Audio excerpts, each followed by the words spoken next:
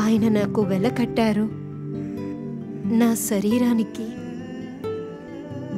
నా మనసుకు, నా కలలకు.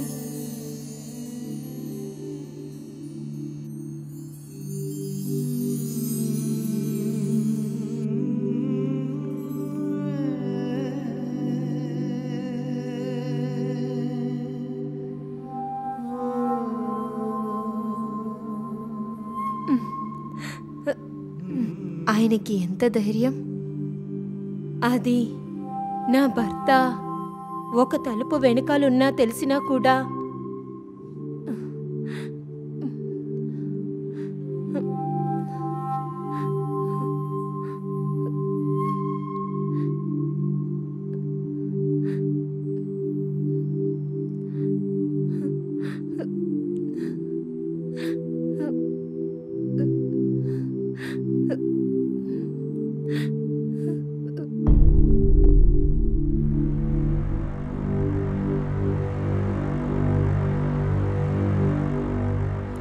బెదిరిపోయిన రాజు రాజసభ్యుల ముందు సేనాధిపతి కృపాలన్ లేచి నిలబడి ఇలా అన్నాడు. మహారాజు గారు వర్ధిల్లాలి. మీ శపథాన్ని నేనొప్పుకుంటున్నాను. రజపుత్రుల రక్త గుణమంటే ఏమిటని తనకి తెలియజేయడానికి రాజసభలో నిలబడి ధైర్యంగా మాట్లాడిన తనకి ఒక గుణపాఠం చెప్పాలని నేను ఆశపడుతున్నాను. అంతఃపురంలో ఉన్న ఆడవాళ్లు కూడా శృంగారంలో నన్ను చూసి భయపడే విషయాన్ని సంతోషంగా చెబుతున్నాను. తనని నాతో పంపించడానికి ఆజ్ఞాపించండని మిమ్మల్ని కోరుకుంటున్నాను. వెంటనే మహారాజా ఆజ్ఞాపించాడు.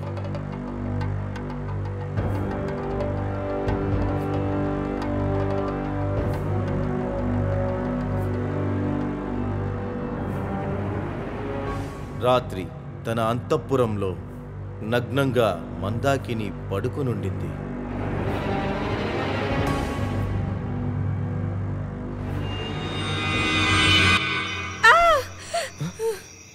ఏమైందప్పు?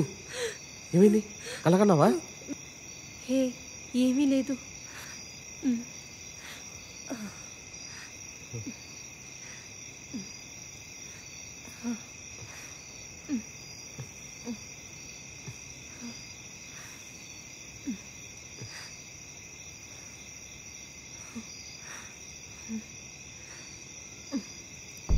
రాత్రి కోపంతో లెగిసిన మందాకిని తను కృపాలను చూసి కోపంతో వేలు చూపించి, నువ్వా రాజ్యాన్ని కాపాడే యుద్ధ వీరుడివి?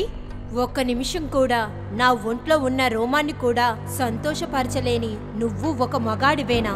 నేను చూసిన నడానికి బలం లేని మగవాళ్లలో నువ్వు పనికి రాని మగవాడివి. అసలు ఇంకా నా ముందు ఉండి పరువు తీసుకోకుండా నువ్వు బయటికి వెళ్ళు. రాజసభ వైపు రాక్షసిలా నడిచి వచ్చిన మందాకిని చూసి రాజు రాజ్యసభ్యులు బెదిరిపోయారు. మంత్రి రాజుగారు చెవిలో ఇలా చెప్పారు. రాజుగారు, విషయం చిన్నది కాదు. ఓడిపోయింది మన రాజ్యానికి చెందిన సేనాధిపతి.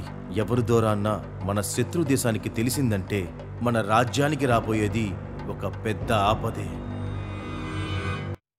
రాజు క్షణం ఆలోచించి తల మీద చేయి పెట్టి కూర్చున్నాడు. మాధవన్నా,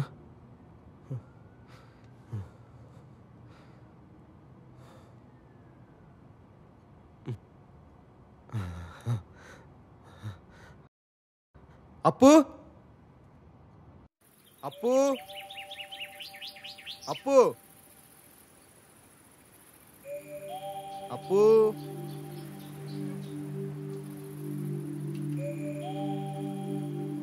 అప్పు, మాధవన్న ఫోన్ చేశారు.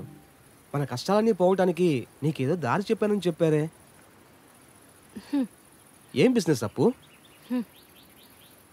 ఇంకా ఆయన కొన్ని రోజులు ఇక్కడ ఉంటానని చెప్పారు.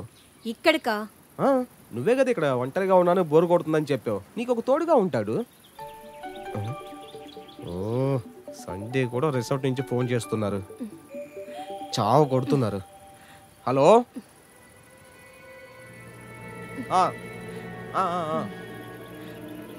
సరే సరే సరే. కోపంగా వచ్చిన మందాకిని, వీడా మీ సేనాధిపతి? ఇంతేనా మీ రజపుత్రుల రక్తం? అర నిమిషం కూడా వీడు నన్ను సంతోషించేలా చెయ్యలేకపోయాడు. ఈ రాజసభ మానాన్ని కాపాడడానికి ఇక్కడ మగవాడు లేడా? అలా అయితే మీ మహారాజే వచ్చి సత్తాని నిరూపించుకోండి. మిమ్మల్ని కూడా నా అంతఃపురానికి ఆహ్వానిస్తున్నాను. రాజు ఒక్క నిమిషం అలాగే కూర్చునిపోయాడు.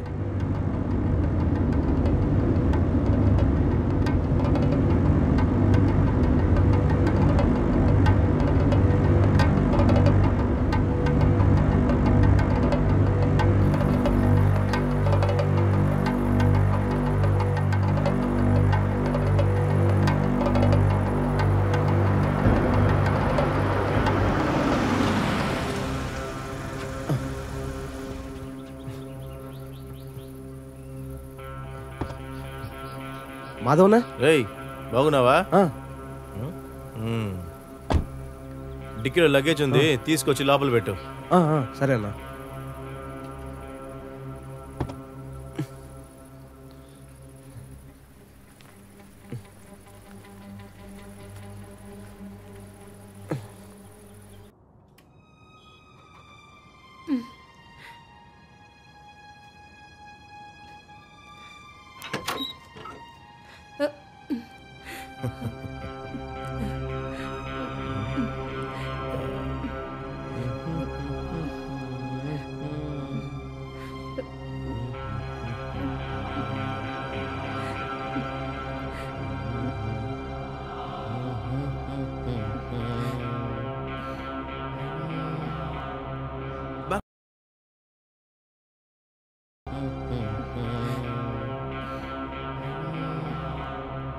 బాగా భోంచేయచ్చు కదమ్మా. మనిషిని చూస్తే చాలా బక్కగా ఉన్నట్టున్నావు. ఏంట్రా పెళ్లి చేసి తీసుకొచ్చి పస్తు పెడుతున్నావు తన్ని? నేను అన్నీ వండి పెడుతున్నాను, తనే టైంకి తినట్లేదు. తినలేదంటే ప్రేమతో ఆప్యాయతతో ముద్దలు కలిపి తినిపించాలి. ఏ అమ్మాయినా అందంగా ఉంటానికి కారణం తన భర్త ఎలా చూసుకుంటాడో దాన్ని బట్టేరా. ఏమంటావమ్మా? నా రూమ్ ఎక్కడరా? అక్కడ తీసుకెళ్ళి పెట్టుపో. సరేనా. పనికి వెళ్ళలేదారా ఈరోజు? నువ్వు వస్తున్నారని లీవ్ వేసానన్నా. నువ్వేం సెలవు పెట్టాల్సిన అవసరం లేదు, బయలుదేరు. నన్ను చూసుకోవడానికి నీ భార్య ఉంది కదా. ఏమంటావమ్మా? నేను వచ్చింది చూసి నువ్వు సంతోషపడతావు అనుకుంటే మంచిదయింది, అనవసరంగా లీవ్ అవసరం లేదు. తర్వాత నువ్వు మాధవన్నయ్య దగ్గర కొంచెం ఆప్యాయంగా నడుచుకో. ఆయన మంచి మనిషేలే. ఎంత తిట్టినా కానీ మన అప్పు తీరడానికి ఒక మార్గం చూపిస్తానని చెప్పారు కదా. అప్పు నేను వెళ్ళరానా?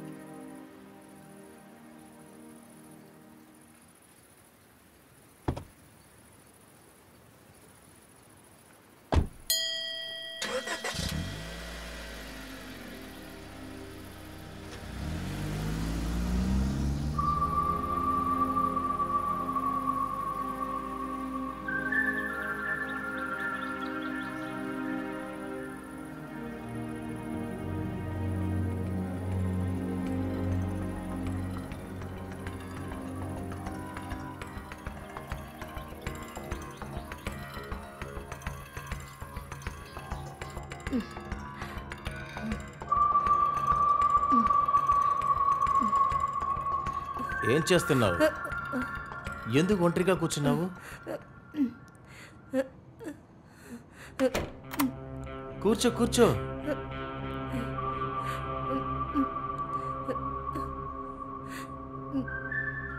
నన్ను చూసి నువ్వు భయపడాల్సిన అవసరమే లేదు.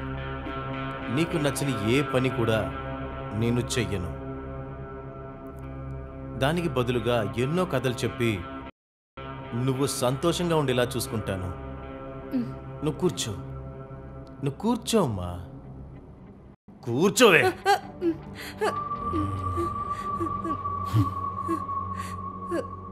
ఏంటి భయపడ్డావా? నువ్వు అనుకున్నంతగా చెడ్డవాణ్ణేం కాదు నేను. అసలు నువ్వుగా అనుమతించకుండా నీ శరీరం పైన నేను చెయ్యి పెట్టను.